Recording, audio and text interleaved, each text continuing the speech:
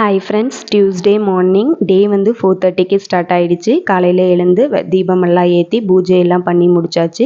இனிமேல் வந்து காலையில் டிஃபன் அண்ட் மதியம் வந்து லஞ்ச் ப்ரிப்பேர் பண்ணலாம் அப்படின்னு நினச்சிட்டு இருந்தோம். காலையில் வந்து கொஞ்சம் நேரம் உட்காந்து பேசிகிட்டு இருந்தனால கொஞ்சம் டைம் ஆனதுனால சாப்பாடும் பாகற்காய் வந்து புளிக்குழம்பும் செய்யலாம் அப்படின்னு வச்சுருந்தோம். காலையில் டிஃபனுக்கு வந்து தோசை ஊற்றிக்கலாம். இட்லி வந்து நைட்டு வச்ச இட்லி கொஞ்சம் இருந்துச்சு.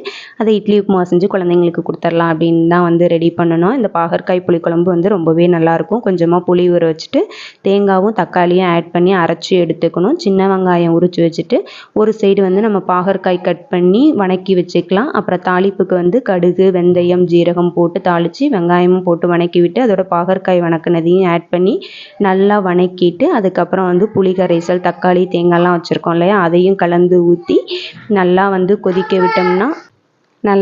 வச்சு எடுத்தோம்னா சூப்பரான பாகற்காய் புளிக்குழம்பு ரெடி. தேங்க்யூ.